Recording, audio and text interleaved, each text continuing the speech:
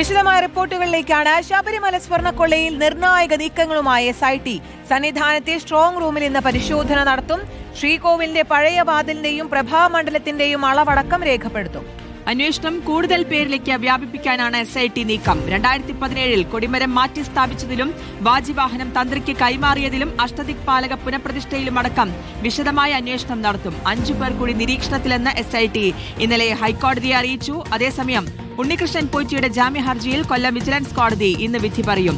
TV പ്രസാദും ഗോകുൽനാഥും ചേരുന്നു. ആദ്യം TV പ്രസാദിലേക്ക്. Good morning Prasad. എന്തായാലും നീക്കങ്ങൾ സജീവമാക്കി ഊർജിതമാക്കിയുള്ള അന്വേഷണമാണ് SIT നടത്തുന്നത്. എവിടെയാണോ ഇതിനൊക്കെ തുടക്കമായത് അവിടെ എത്തി ഈ അന്വേഷണം വിപുലീകരിക്കുകയാണ്. ഇന്നിപ്പോൾ സന്നിധാനത്തെ സ്ട്രോങ് റൂമിൽ പരിശോധന നടത്തുകയാണ്. ഒപ്പം കൂടുതൽ പേർ ഉണ്ടോ, അതിൽ ആരൊക്കെ ഉണ്ട് എന്നടക്കമുള്ള വിപുലമായിട്ടുള്ള അന്വേഷണത്തിലേക്ക് കൂടി കാര്യങ്ങൾ നീങ്ങുന്നു.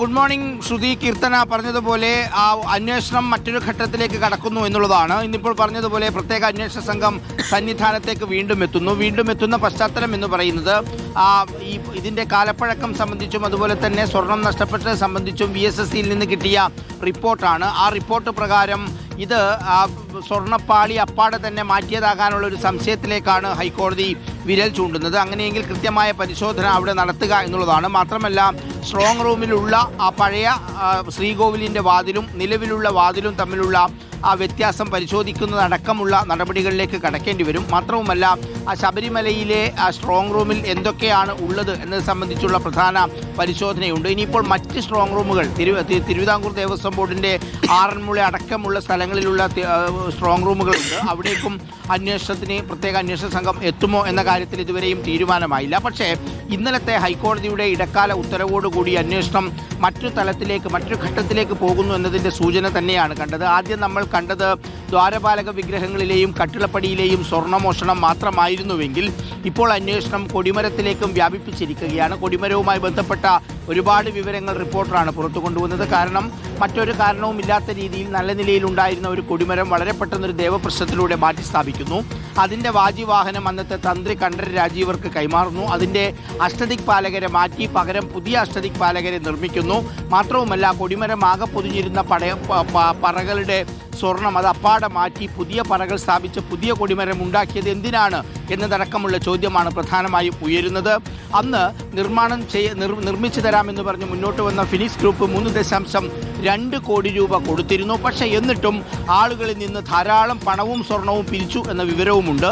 അത് എത്രത്തോളമാണ് എന്നത് സംബന്ധിച്ചുള്ള ഒരു കണക്കുമില്ലാത്ത സാഹചര്യത്തിൽ കൊടിമരത്തിലും വലിയ കൊള്ള നടന്നു എന്ന നിഗമനത്തിലേക്കാണ് പ്രത്യേക അന്വേഷണ സംഘം എത്തുന്നത്. അതുകൊണ്ട് തന്നെ അതും അന്വേഷിക്കണം എന്ന തീരുമാനത്തിലേക്കാണ് കോടതിയുടെ നിർദ്ദേശവുമുള്ളത്. മാത്രവുമല്ല കഴിഞ്ഞ കാലങ്ങളിൽ ഏതാണ്ട് 20 വർഷത്തിലധികം കാലം ശബരിമലയിൽ നടത്തിയ എല്ലാ ഇടപാടുകളും പരിശോധിക്കുന്നതിലൂടെ നിലവിലിപ്പോൾ A പത്മകുമാറും അതുപോലെ N വാസുവും എന്ന 2 ദേവസ്വം ബോർഡ് പ്രസിഡന്റുമാരാണ് ജയിലിലുള്ളതെങ്കിൽ എണ്ണം കൂടാൻ തന്നെയാണ് സാധ്യത.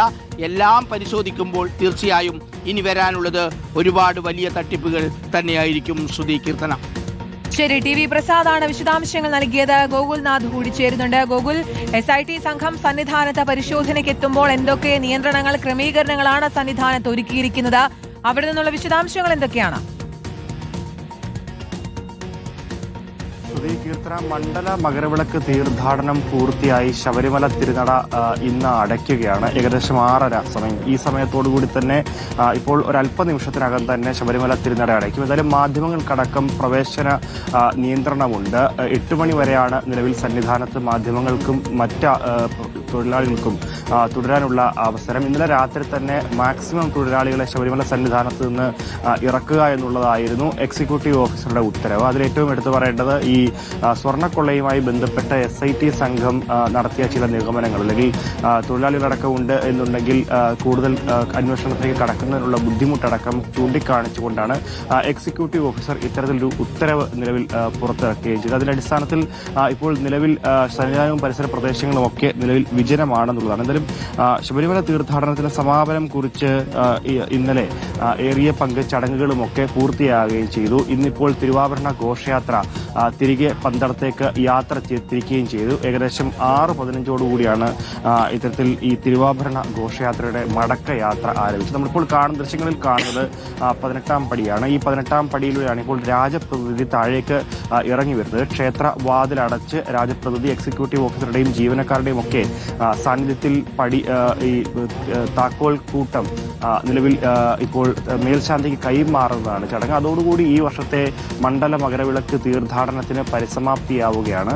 എന്തായാലും നിലവിൽ ഇപ്പോൾ SIT സംഘം സന്നിധാനത്ത് തന്നെ തുടരുന്നുണ്ട് എന്നുള്ളതാണ് അറിയാൻ സാധിക്കുന്നത്. പുലർച്ചെയോടെയാണ് SIT സംഘം സന്നിധാനത്ത് എത്തിയത്. കട്ടിളപ്പാളിയുടെയും അതേപോലെ തന്നെ വാതിൽപ്പാളിയുടെയും മറ്റ് ദ്വാരപാലക ശില്പപാളിയുടെയും അടക്കം ഉള്ള സ്വർണവും അതേപോലെ തന്നെ നിലവിൽ എല്ലാ കാര്യങ്ങളിലേക്കും അന്വേഷണം കൂടുതൽ വ്യാപിപ്പിക്കുകയാണ്. എന്തായാലും ഒരു പരാതിരഹിതമായിട്ടുള്ള മണ്ഡല മകരവിളക്ക് തീർത്ഥാടനമാണ് കഴിഞ്ഞു പോയതെങ്കിലും ഒരുപാട് ആക്ഷേപം നേരിടേണ്ടി വന്ന നിരവധി വിഷയങ്ങളുണ്ട്. അതിൽ ഈ അടുത്ത കാലത്ത് നടന്ന ഏറ്റവും വലിയ അഴിമതിയാണ് നെയ്യഭിഷേകത്തിലെ അഴിമതി, അല്ലെങ്കിൽ ആടിയ ശിഷ്ടം നെയ്യ് വിൽപ്പനയുമായി ബന്ധപ്പെട്ട ഒരു അഴിമതി. ആ അഴിമതി അടക്കം എല്ലാ അഴിമതിയും SITയുടെയും വിജിലൻസിന്റെയും മുൻപിലേക്ക് വന്നിട്ടുള്ളതാണ്. അപ്പോൾ എന്തായാലും നിലവിൽ എല്ലാ വിഷയത്തിലും ഈ നിലവിൽ സമഗ്രമായ ഒരു അന്വേഷണം തന്നെ ആയിരിക്കും SIT സംഘം നടത്തുക. കാരണം കഴിഞ്ഞ ദിവസം ഹൈക്കോടതി തന്നെ കാണിച്ച ചില ഘടകങ്ങളുണ്ട്.